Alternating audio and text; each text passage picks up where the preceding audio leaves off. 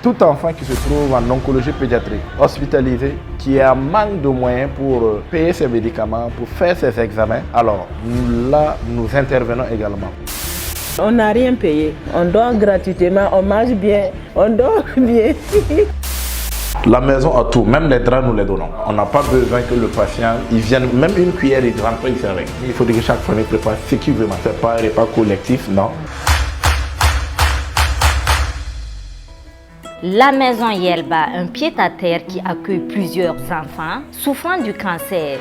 Ils viennent de plusieurs régions du Burkina Faso pour des soins à Ouagadougou. Aujourd'hui, nous sommes avec le responsable. Nous allons ensemble découvrir l'incroyable job de cette structure pour donner du sourire à ces enfants souffrant du cancer. Alors, bonjour Monsieur Bayala. Présentez-vous à nos chers téléspectateurs. Merci. Bienvenue à la maison Yelba. Je suis Gildas Bayala, coordinateur local du programme PIOP, qui est le programme international d'oncologie pédiatrique, et coordinateur de la maison Yelba. On voit que maison Yelba signifie en Mouré bonne arrivée. Si je ne me trompe pas, pourquoi vous avez donné ce nom à votre centre? Alors, il faut noter que le projet est porté par l'association Solitaire, qui est une association à la base italienne. Le projet, c'est PIOP, Programme international d'oncologie pédiatrique, qui rentre dans le cadre de la prise en charge des enfants atteints de cancer. On a décidé qu'ils puissent rester sur place à côté des hôpitaux pour suivre les traitements. D'où la maison Yelba, ça veut juste dire bienvenue en fait. Pouvez-vous nous dire en quelle année cette maison, ce centre a été créé? Alors le centre, il a bientôt 2 ans. Ça a été mis en place en 2021 pour répondre au grand bonheur de ces enfants et de leurs accompagnants. Pourquoi avez-vous ouvert ce centre à Ouagadougou? On s'est dit, ok, il y a des personnes qui viennent de loin et arrivés à Ouagadougou, ils n'ont pas où aller. Par exemple, nous avons des patients qui arrivent à la maison ici, qui viennent de Kamti, qui viennent de Fada, Djapaga. Vous voyez, avec l'insécurité, ils n'arrivent même plus à partir chez eux aussi. Donc on s'est dit que s'ils arrivent sur place à Ouagadougou et que les médecins jugent nécessaire qu'ils peuvent rester à côté et suivre le traitement, ça va beaucoup être bénéfique pour eux en fait. Donc on s'est dit, ok, pourquoi pas ne pas mettre en place cette maison. Comment les services se passent ici? Il vous arrive souvent d'accompagner les enfants dans leur centre de diagnostic? Alors, il faut noter qu'à la maison Yelba, nous ne faisons pas du traitement. Nous faisons uniquement que de l'accompagnement. C'est-à-dire, nous sommes en partenariat avec les 2 hôpitaux, Yalgado et Charles de Gaulle, et plus précisément les unités d'oncologie pédiatrique. Et c'est les chefs d'unité pédiatrique qui réfèrent les patients vers la maison Yelba. Par exemple, si un patient arrive à l'unité d'oncologie de Yalgado, la chef d'équipe, par exemple, juge que la famille peut rester à côté pour suivre son traitement pour 1 semaine. L'unité rentre en contact avec la maison. Est-ce qu'ici à la maison, il y a de la place pour une famille? Donc c'est comme ça que la famille arrive ici en fait. Quand ils arrivent, la maison aussi a ses règles, ses activités pour les accompagner en fait. Depuis sa création jusqu'à maintenant, combien d'enfants vous avez eu à accompagner? Il faut dire que nous avons en moyenne, dans le mois, on accompagne plus de 15 enfants. Il faut noter d'abord qu'il y a ceux qui sont en oncologie. Ce n'est pas forcément les enfants qui sont dans la maison que nous accompagnons. Non. Tout enfant qui se trouve en oncologie pédiatrique, hospitalisé, qui a un manque de moyens pour payer ses médicaments, pour faire ses examens, alors nous intervenons également. Nous avons mis en place un fonds qu'on nous appelle le fonds d'urgence. Ce fonds d'urgence est fait uniquement pour venir en aide à tous ces enfants, que ce soit un enfant qui soit à la maison Yelba ou qui est dans les 2 unités d'oncologie pédiatrique. Donc il y a des enfants qui sont à l'extérieur, mais vous les accompagnez, yes, même n'étant pas internés. Exactement. Combien d'enfants séjournent actuellement dans votre centre? Actuellement, nous avons 6 familles, si je ne me trompe pas. Chez nous, nous parlons de famille. Nous avons l'enfant et nous avons l'accompagnant. Mais c'est très variable. Ça veut dire qu'en semaine, ça peut très varier. Nous pouvons aller à 10, à 12, à 15. C'est très, très variable. Voilà. De suite, on peut ne même pas finir l'émission et puis Yalgado va nous appeler. Bon, on a 2 ou 3 familles qui arrivent sur place. Y a-t-il eu des enfants atteints de cette maladie, internés ici, qui vous ont marqué spécialement? Oui, parce que même nous avons un patient actuellement qui est depuis longtemps. Le fait de revoir l'enfant se battre, on s'est dit, voilà, il y a beaucoup de chances, du moins, qu'il s'en sorte en fait. C'est pas facile de voir un enfant qui a le cancer et surtout l'accompagnant. C'est l'accompagnant qui vit plus le mal en fait. Tu peux perdre ton enfant à la seconde presse si réellement il n'y a pas de suivi en fait. Donc il y a eu des cas de décès. Beaucoup, nous en perdons beaucoup. Le véritable problème, c'est que les enfants arrivent au stade final à Ouagadougou. Et je vous le disais qu'au Burkina Faso, nous n'avons que 3 unités d'oncologie pédiatrique, c'est-à-dire Yalgado, Charles de Gaulle et maintenant une nouvelle unité à Bobo-Dioulasso. Imaginez une famille qui vient, je ne sais pas, d'Orodara. Vous savez que dans les villages reculés, c'est des CSPS. Nous n'avons pas de spécialistes, c'est-à-dire des pédiatres qui sont dans les CSPS. Donc, quand l'enfant arrive, avant même le diagnostic, vous voyez que c'est les premiers traitements. C'est quand c'est chaud réellement qu'on les réfère dans les centres d'hôpitaux, les CHU. C'est arrivé maintenant après diagnostic en pédiatrie, on voit que voilà, c'est le cancer. Comment les enfants arrivent ici? Est-ce par recommandation? À peu près par recommandation. Parce que les enfants arrivent ici par l'ordre des médecins. Donc, la plupart, c'est plus les chefs d'unité d'oncologie pédiatrique qui font appel à la maison. Ils demandent si nous avons de la place pour accueillir. Y a-t-il des enfants qui ont quitté vraiment d'autres pays pour venir?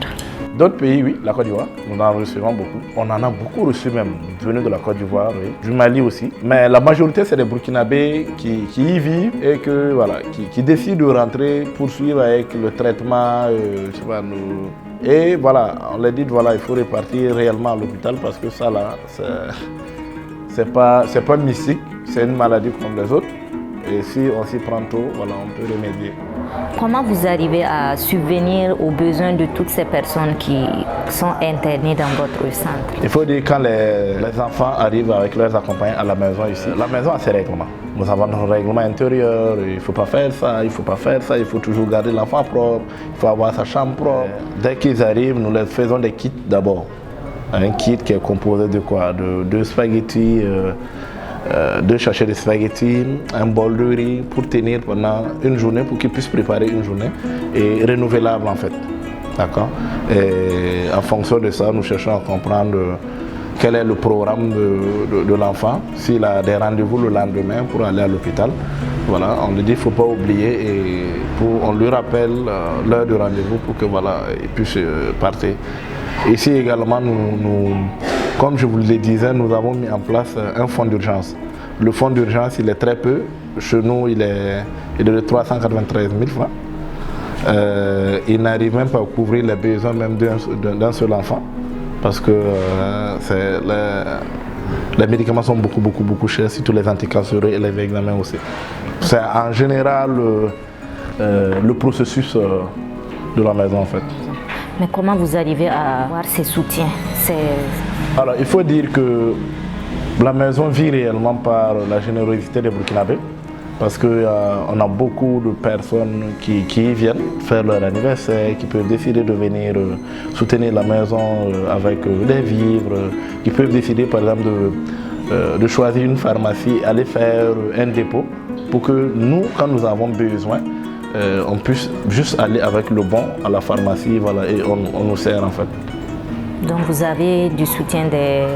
C'est le moment de dire un grand merci même à la population burkinabé et surtout la population ouagalaise. Beaucoup de gens ne connaissent même pas l'existence de cette maison. Mais dès que les gens ont l'information, rapidement nous avent des gens qui nous contactent, qui veulent mener des bonnes actions en faveur de ces enfants-là. Vous organisez souvent des sensibilisations à l'endroit des parents qui ne connaissent pas vraiment cette maladie ou qui minimisent les conséquences de cette maladie. Déjà même quand on a du mal à répondre aux besoins de tous les enfants, c'est-à-dire à la prise en charge de tous les enfants. Déjà faire une sensibilisation, c'est bien, c'est louable. Nous-mêmes, nous pensons à ça, ça fait partie de nos objectifs, parce que la sensibilisation aussi va contribuer beaucoup à lutter contre ce fléau-là. Mais pour le moment, il faut dire que la maison n'a pas de partenaire, hein. La maison fonctionne sur fonds propres et grâce aux donateurs. Donc c'est chaud sans partenaire pour organiser des sensibilisations, des formations. Les accompagnants arrivent ici avec leurs malades. Mais comment ça se passe? Vous les accompagnez le matin, comment ils font pour aller dans les hôpitaux, dans les centres de soins? Ils apprennent d'autres empreintes de taxi pour aller. Parce qu'il faut remarquer que vous pouvez remarquer la maison à mi-chemin entre Charles de Gaulle et Yalgado. Donc rapidement, juste avec le taxi, ils s'y rendent quoi. Et tout ça est pris en charge par l'association. Alors, nous allons ensemble visiter la maison Yelba, voir les pensionnaires, les accompagnants et comment ils séjournent dans ce centre. Déjà, c'est l'entrée de la maison Yelba. Bienvenue à la maison Yelva. Merci beaucoup. Voilà. Déjà ici, c'est notre espace d'éducation. Il faut noter qu'il y a des enfants qui partent à l'école, qui étaient déjà scolarisés et qui arrivent à Ouagadougou, du coup qui sont obligés d'arrêter les cours.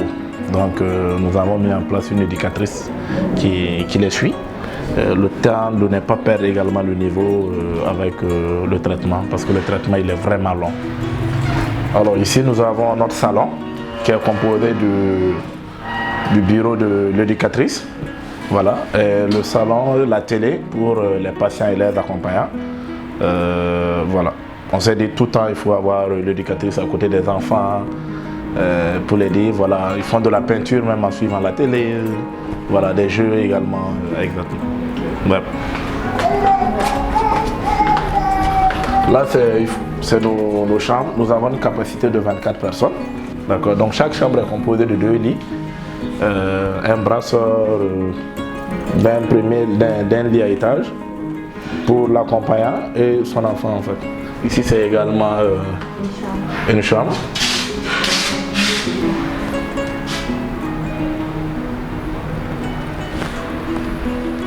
Là aussi c'est une chambre. Il faut noter que chaque chambre est dotée d'un placard. Quand ils arrivent ici, la maison a tout, même les draps nous les donnons. Les coussins, les draps, on n'a pas besoin que le patient, il vienne, même une cuillère, il ne rentre pas ici avec. Donc nous les donnons tout et être sûr que chaque matin c'est lavé. Voilà, et ça donne l'espoir à l'enfant de guérir, quoi. Là aussi nous avons une chambre. Dieu merci, voilà, et on a un pensionnaire qui dort. Là aussi c'est une chambre. C'est éteint, hein? C'est éteint. Donc là nous faisons la vaisselle. Vous allez voir que voilà, chaque famille fait sa vaisselle ici. Et là c'est notre cuisine, c'est notre petite cuisine. Venez. Voilà, il faut dire que quand chaque famille arrive, on leur donne une bouteille de gaz, de quoi préparer une marmite, une casserole, le repas à préparer. Et chaque famille, il faut dire que chaque famille prépare ce qu'il veut manger. Ce n'est pas un repas collectif, non. Tu veux manger du riz aujourd'hui, tu fais ton riz parce que nous allons te donner du riz, des pâtes, des macaronis, tout ce qu'il faut pour tenir, te durant tout ton séjour en fait. Même l'huile, tous les condiments, et puis voilà. Chaque famille mange ce qu'il veut manger en fait. Yep. Nous avons notre frigo, notre gazinière, même si on ne fait pas de four, nous avons des familles qui ne peuvent plus répartir dans leur village. Et pourtant, les médecins les disent ok, ils peuvent rentrer, mais on ne va quand même pas les libérer pour qu'ils rentrent. C'est vrai que c'est une charge pour nous, mais voilà, il y a ce côté également humanitaire à avoir, quoi. Ouais. Souvent on fait du jardinage ici, hein. C'est les enfants eux-mêmes. En fait, en bas ici. Ici? Yeah. C'est notre jardin comme ça. C'est les enfants et avec eux, moi avec eux, on fait les activités. On fait de la salade, la tomate, on a notre bananier. Je viens de l'Est Afada, Nongourma. On est venu ici le 30 décembre 2022. Et puis je prends les soins au Charles de Gaulle, pédiatrie Charles de Gaulle. La santé de mon enfant évolue bien. En tout cas, je trouve que l'accueil est bon. En tout cas, c'est bien. Il y a un jour, son ventre était gros et puis on est parti au CSPS 7. On nous a transféré au CSR de Paranongourma. Et puis, ils ont dit que de faire l'échographie. On a fait ça, l'échographie, et puis ils nous ont transféré que de partir à Ouagadougou. Que c'est le cancer, on va nous soigner là-bas. Quand on est arrivé ici, on a enlevé le sang, regardé, fait l'échographie, le scanner, tout, on a fait tout ça. Et puis on a vu que c'est ça, qu'il souffre de cancer. C'est le major de Charles de Gaulle, oncologie là, c'est elle qui nous a dit de venir, qu'il y a une maison ici qu'on va nous prendre, on va nous accueillir, quoi, que de venir ici. Comme chez nous c'est loin, que de venir ici. C'est pour ça qu'on est là. Quand on est là, on n'a rien payé.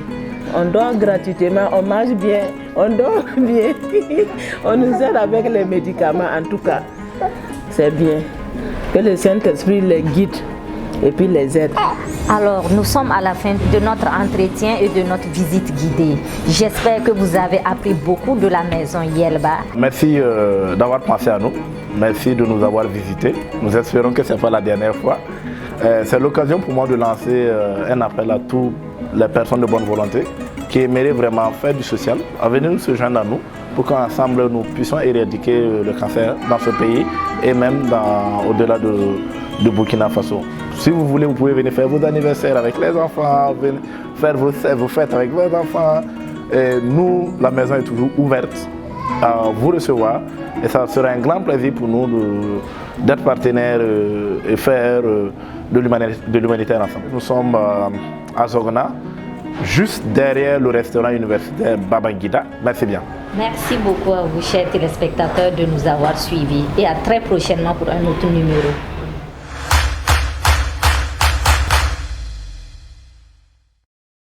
Boama TV, l'autre télé by Pro Org.